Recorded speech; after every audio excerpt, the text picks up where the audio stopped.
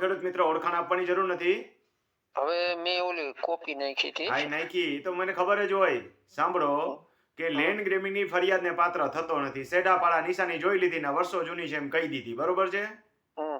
મેં અગાઉ જ કીધેલું હોય કે લેન્ડ ગ્રેબિંગમાં કશું થશે નહીં. નહીં. હમ. બોલો એ બાબતે શું પૂછવું છે? હવે એ બાબતે આપણે કઈ કરવાનું નહીં થાય ને. કાંઈ નહીં કરવાનું થાય. લેન્ડ ગ્રેબિંગ આવા કેસમાં લાગુ પડતી જ નથી. મેં આપને વાત કરેલી ને અગાઉ. હમ. કે આમાં લેન્ડ ગ્રેબિંગ કમિટી શું કરશે? તો મેં એ જ કીધું કે કાં માપણી કરાવવાનું કહેશે, કાં સેઢાપાડો જૂનો છે એમ કહેશે. આ થોડું પચાવી પાડેલું છે. હમ. સેઢાપાડાના પ્રશ્નો હોય, એકબીજામાં દબાણ નીકળતું હોય તો લેન્ડ ગ્રેબિંગ કરવાનું થતું નથી. નથી. હમ. અને હવે બીજો પ્રશ્ન એવો હતો કે ખાતામાં ત્રણેય જમીન મેં પેલા તમારા મોલો ફોટો નાખ્યો હતો. હા હા, ઈ જોયેલો અગાઉ મેં.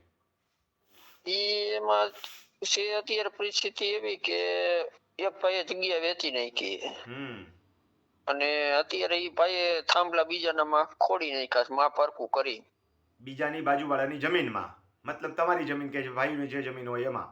હા, ત્રણેય ભાઈઓની હતી ને એમાં એટલા વાળાની જગ્યા ઓછી હતી ને એટલે થાંભલા શેના ખોડ્યા? ઇલેક્ટ્રિક ના કે ઓલા ફેન્સિંગ વાળા? ફેન્સિંગ વાળા. ઓકે, હા. અત્યારે માપ એને હરખું કરી નાખ્યું. જો માપ હરખું કરીને તો બીજા સર્વે નંબરમાં ઈ ભાઈનું 1 એકર જગ્યા જાય છે અને અહીંયા રસ્તો જાય થાંભલા છે. નાખતા પહેલા અટકાવાય ને ત્યારે વિવાદિત કરાય. થાંભલા નાખતા હોય ને ત્યારે અટકાવીને પોલીસ કેસ કરાય, વિવાદિત કરાય. સમજાણું? હા, પાછો કૂવો તો ઈ બૂર નાખ્યો. મારી વાત સાંભળો. આટલી બધી પ્રક્રિયા એને કરી નાખી તો કરતા હોય ત્યારે અટકાવાય. કરી નાખ્યા પછી અઘરું પડે. કબજો વયો ગયો તમારો, શું કરાય? ત્યારે ને ત્યારે વિવાદિત કરાય, પોલીસની ગાડી બોલાવાય, ઇમરજન્સીમાં લખાવાય, બધી નોંધ થાય, પછી એફઆઈઆર દાખલ કરાય અથવા અરજી લઈને ઇન્વર્ડ કરાવાય અને પછી કેસ દાખલ કરાય ને વિવાદિત કરાય. ટૂંકમાં મારો કહેવાનો મતલબ ઈ છે. હા, હવે તમે દાદ માંગવા જાવ એટલે અઘરી પડે. ઈ તો આમાં હું છે, બે ની સહમતી જ છે અત્યારે, પણ આ વચ્ચે જે બીજું વેચાણ લીધું છે ને. હા, હું ઈ જ કહું છું. વેચાણ વાળો વચ્ચે આવ્યો, ઈ જગ્યા વધારાની દબાવે છે ને, તમારી જગ્યામાં ઘૂસી જાય છે ને. હા, તો એને ઈ જ કહું છું કે જે તે સમયે અટકાવાય એમ કહું છું. અત્યારે વેગમાં કઈ થઈ શકે? થઈ શકે, પણ હવે અઘરો વિષય છે. કેટલા વીઘા જમીન છે તો કેટલા ગુઠા છે?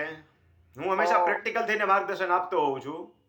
ગુઠામાં એવું છે કે ઓલા ભાઈનો નકર છે તો 6 ગુઠા જગ્યા. કેટલા ગુઠા? 6 ગુઠા જગ્યામાં ઘસાઈ જશો તમે, એની પાછળ પડશો ને ત્યારે. હા, એમાં ઓલા ભાઈનો નકર રસ્તો જાય. 6 ગુઠામાં જો લેવા ન જાય તો ઓલા ભાઈનો રસ્તો જાય ને એક ભાઈની 1 એકર જગ્યા જાય છે. કારણ કે માં ફરક 6 ગુઠા સિવાય વધારાની 1 એકર જાય છે. હા, તો કેસ દાખલ કરો. હા, પણ જે તે સમયે કરી લેવાય. કાંઈ વાંધો નહીં. મોડા જાગ્યા તો જાગ્યા ત્યાંથી હવાર. હા, તો હવે ન્યાયની પ્રક્રિયા થોડી તમારી તરફેણમાં પલડું ઓલી બાજુ ઢળી ગયું કહેવાય. જે તે સમયે કર્યું હોય ને તો આપણી તરફેણમાં હોય. કાંઈ વાંધો નહીં, કરો કેસ દાખલ.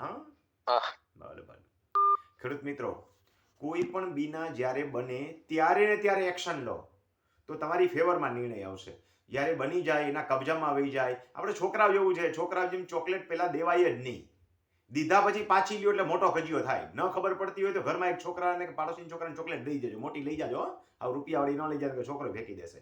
હા, એટલે 2 ગુઠાવાળું કહું છું. સમજી જાજો દાખલો આપ્યો એ.